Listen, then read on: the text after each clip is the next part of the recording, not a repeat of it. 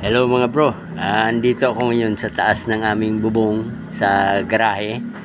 Ngayon, ito natapos nito ng kontraktor. Ngayon, ang problema ko ng umulan ay nagtutuluan.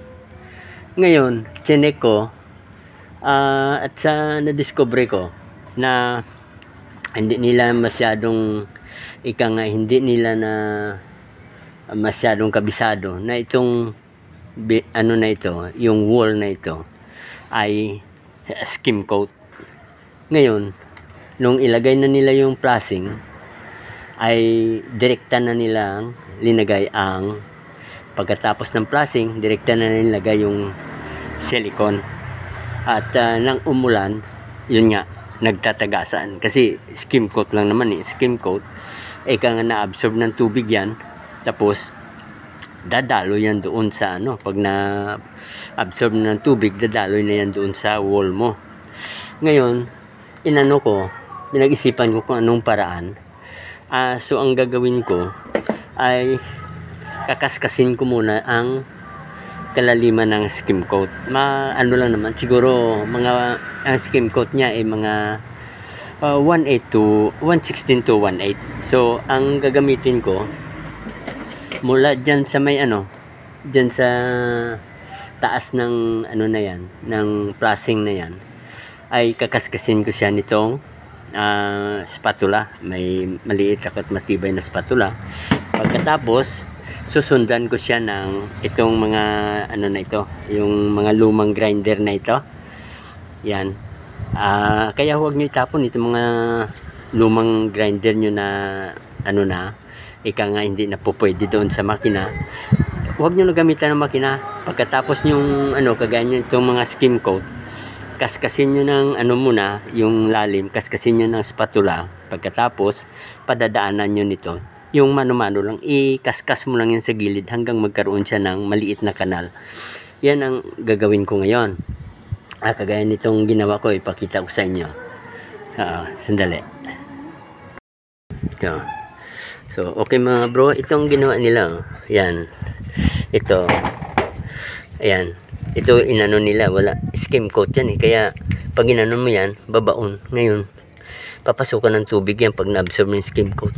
Ngayon, ang gagawin ko, kakaskasin ko muna ito, palabasin kong semento, yan, yung spatula lang, yung matibay na spatula, yung, pwede na kahit basta matalas.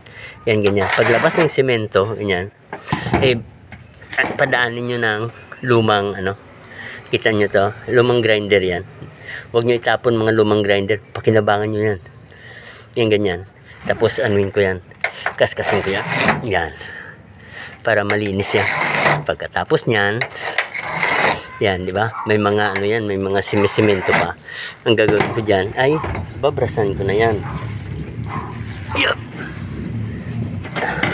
Mabuti hindi masyado mainit na. Yan, babrasan mo yan. Yan, kita mo may mga lumilipad na di ba? Ngayon, pagkatapos niya, matapos ko hanggang doon sa dulo, saka ko ngayon applyan ng silicone. Oo nga pala, ang silicone na gamitin nyo dito sa mga ganitong trabaho ay kailangan all purpose. Huwag yung silicone na pang yung ginagamit nila sa sa inidoro o kaya sa lababo, yung pagsisil. Huwag yung gamitin. Ang gamitin nyo dito ay multi-purpose. Yan. Okay. So, panoorin nyo itong ginagawa ko. At kung may mga problema kayong ganito, ay mabigyan nyo rin ng solusyon. Okay. I-update ko kayo pag umulan kung ito'y tumutulo pa. Okay.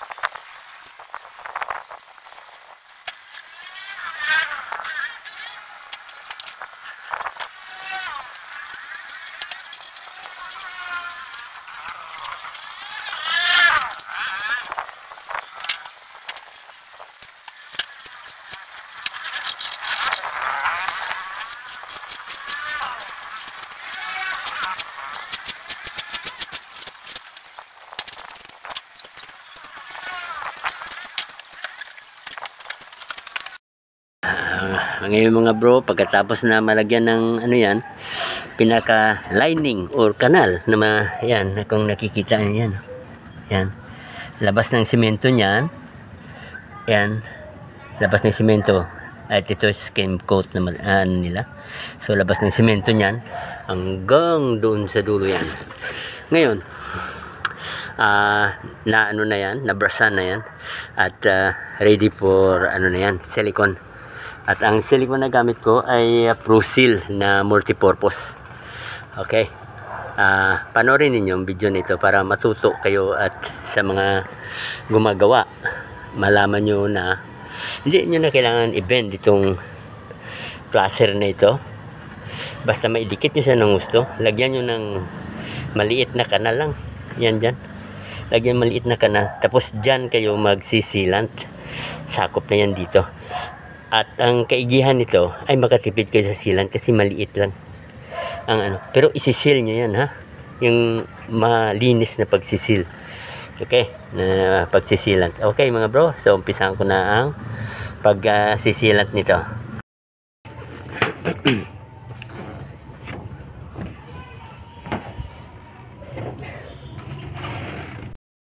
Mga paalala ko, ang paglagay ng sealant ay hindi para kundi tamang